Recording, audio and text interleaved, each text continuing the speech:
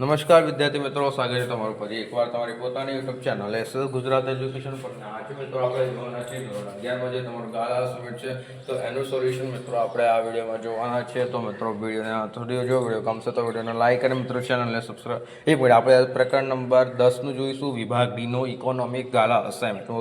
Okay તો video મિત્રો like કરવાનું ભૂલતા નહીં, ચેનલને મિત્રો સબસ્ક્રાઈબ કરવાનું ભૂલતા નહીં. મિત્રો તમે જો આ સંપૂર્ણ ગાલા અસાઇનમેન્ટ સોલ્યુશનની પીડીએફ મેળવવા માંગતા હોય તો તમને મિત્રો જે સ્ક્રીન ઉપર મોબાઈલ નંબર આપેલો છે તેના પર કોલ કરી દો. સંપૂર્ણ ગાલા અસાઇનમેન્ટના સોલ્યુશનની પીડીએફ મિત્રો તમને માત્ર 150 રૂપિયામાં મળી જવાની છે. તો ફટાફટ કોલ કરીને આ સંપૂર્ણ ગાલા અસાઇનમેન્ટના સોલ્યુશન મિત્રો પીડીએફ મેળવી લેજો. ઓકે, અને મિત્રો ચેનલ સુધી વિડીયો લાઈક. ઓકે, 150માં બધું મળી જ જવાનું છે, પીડીએફ તમને બધું.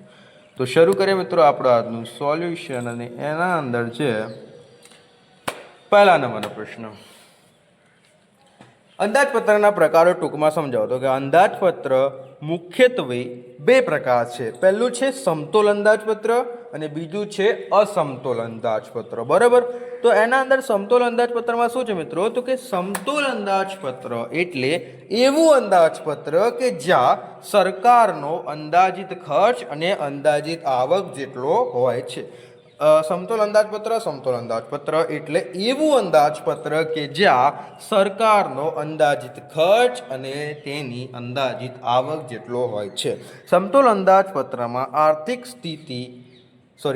સ્થિરતા જળવાઈ રહે અને તે પ્રજા પર બોજ વધતો નથી.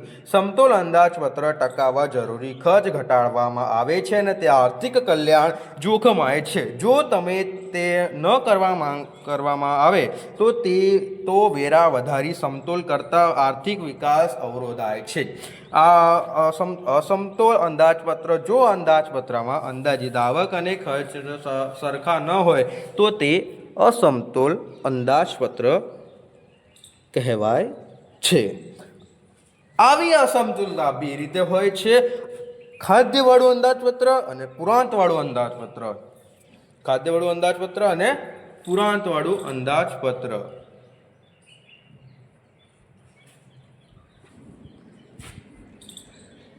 ખાદ્યવાળું અંદાજપત્ર કે જ્યારે સરકારનું અંદાજિત ખર્ચ સરકારની અંદાજિત આવક કરતાં વધુ હોય ત્યારે અંદાજપત્ર ખાદ્યવાળું અંદાજપત્ર કહેવામાં આવે છે. અને વિકસતા દેશોમાં ખાદ્યવાળું અંદાજપત્ર બને છે. ઓકે, વિકસતા દેશોમાં ખાદ્યવાળું અંદાજપત્ર બને છે. ખાદ્યવાળું અંદાજપત્ર વિકાસશીલ અને કલ્યાણલક્ષી ગણવામાં આવે છે.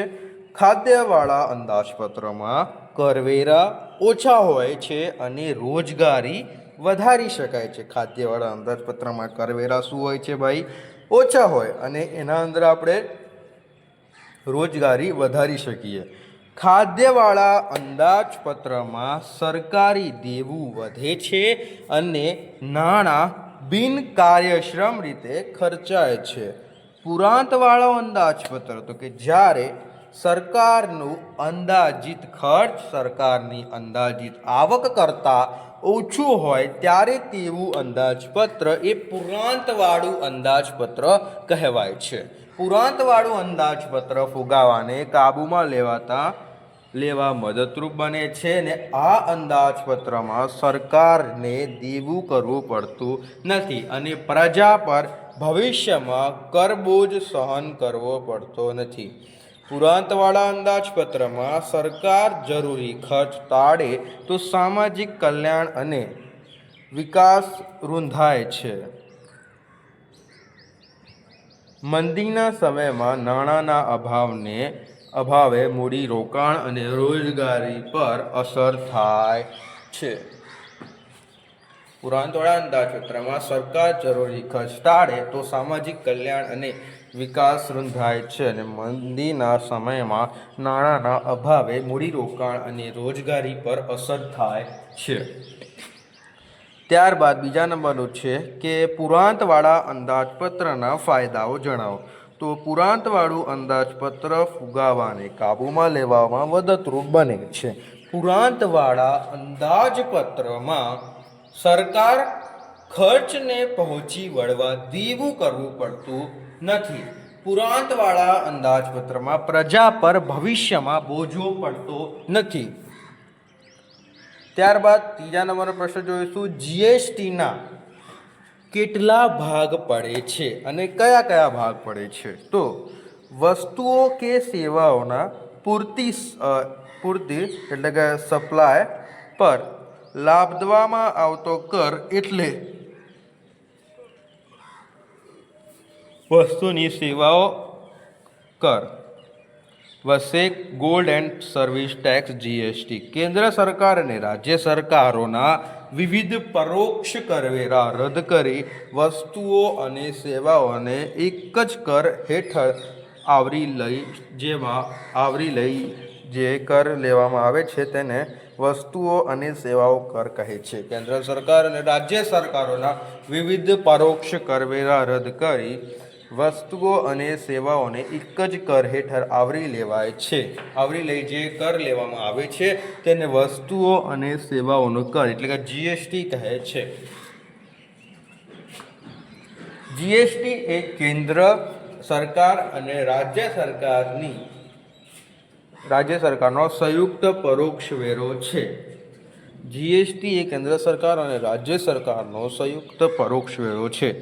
જીએસટીનું સંચાલન જીએસટી કાઉન્સિલર કરે છે અને તેના અધ્યક્ષ દેશના નાણામંત્રી અને શું કહે છે સમિતિના સભ્યો રાજ્યના નાણામંત્રીઓ છે.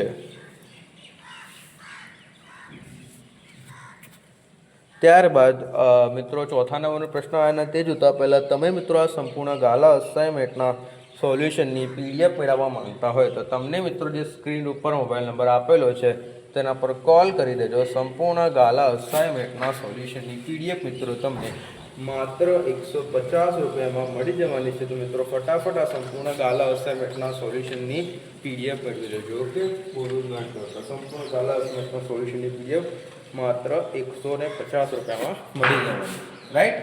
તો ફટાફટ કોલ કરીને મેળવી લેજો. અને મિત્રો તમે જો આ ચેનલ પર નવા આવ્યા હોય તો ચેનલને મિત્રો સબસ્ક્રાઈબ અને વિડીયોને લાઈક કરવાનું ભૂલતા નહીં. ઓકે,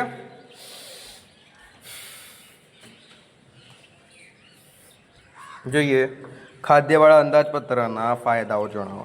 તો કે જ્યારે સરકારનો અંદાજિત ખર્ચ સરકારને અંદાજિત આવક કરતાં વધુ હોય ત્યારે તેવું અંદાજપત્ર ખાદ્યવાળું અંદાજપત્ર કહે છે. જ્યારે સરકારનો અંદાજિત ખર્ચ સરકારની અંદાજિત આવક કરતાં વધુ હોય ત્યારે તેવું અંદાજપત્ર ખાદ્યવાળું અંદાજપત્ર કહેવાય છે.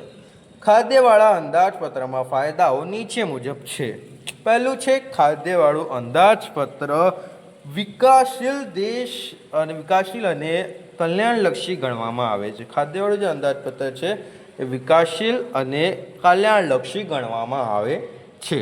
મંદીના અર્થતંત્રમાં ખાદ્યવાળું અંદાજપત્ર ખર્ચ દ્વારા રોજગારીનું સર્જન કરે છે અને તેથી તે આર્થિક વૃદ્ધિ વધારવામાં મદદરૂપ થાય છે. શું થાય છે? આર્થિક વૃદ્ધિ વધારવામાં તે મદદરૂપ થાય છે. આગળ ત્રીજું, આવા અંદાજપત્રમાં કરવેરાનો બોજો હોય છે. પાંચમું, અંદાજપત્રની આવક અસરો જણાવો. શું કહે છે? અંદાજિત પત્રની આવક અસરો જણાવો. તો અંદાજપત્ર દેશના અર્થતંત્ર અને વિદેશની પ્રજાને સામાન્ય રીતે નીચે મુજબની અસરો પહોંચાડે છે. અંદાજપત્ર દેશના અર્થતંત્ર અને દેશની પ્રજાને સામાન્ય રીતે નીચે મુજબની અસરો પહોંચાડે છે. આવકને ધ્યાનમાં રાખી ખર્ચ કરવાની સરકારને ફરજ પડે છે અને તેથી સરકારમાં રાજ્યકોષીય સ્થિત આવે છે. આવકને ધ્યાનમાં રાખી ખર્ચ કરવાની સરકારને ફરજ પડે છે અને તેથી સરકારમાં રાજ્યકોષીય સ્થિર આવે છે.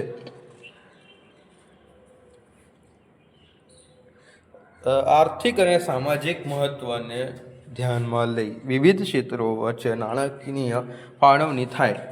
વિવિધ ક્ષેત્રોમાં મૂડીરોકાણ માટે માર્ગદર્શન મળી રહે છે.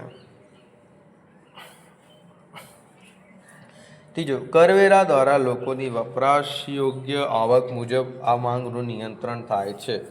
કરવેરા દ્વારા લોકોની આવક મુજબ માંગનું નિયંત્રણ થાય છે. કરવેરા અને ખર્ચનું સમતુલન કરી અર્થતંત્રમાં મંદી અને ફુગાવાનું નિયંત્રણ તથા આર્થિક સ્થિરતા જળવાય છે. પાંચમું છે રાજ્યની યોજનાઓના હેતુ અને ધ્યાનમાં લઈ આર્થિક વૃદ્ધિ અને વિકાસ માટે અંદાજપત્ર માર્ગદર્શન બને છે. છઠ્ઠું, વિવિધ ક્ષેત્રમાં નાણાકીય ફાળવણી દ્વારા જુદા જુદા ક્ષેત્રને મૂડીરોકાણ અંગેની દિશા મળી રહે છે. મિત્રો ઓકે, આથી આપણું આ સોલ્યુશન કમ્પ્લીટ થાય છે. વિડીયો ગમે તો વિડીયોને લાઈક અને મિત્રો ચેનલને સબસ્ક્રાઇબ કરી દેજો. અને તમે જો મિત્રો આ સંપૂર્ણ ગાળા અસાઇનમેન્ટના સોલ્યુશનની મિત્રો પીડીએફ મેળવવા માંગતા તો મિત્રો તમને જે સ્ક્રીન ઉપર મોબાઈલ નંબર આપેલો છે તેના પર કોલ કરી દેજો.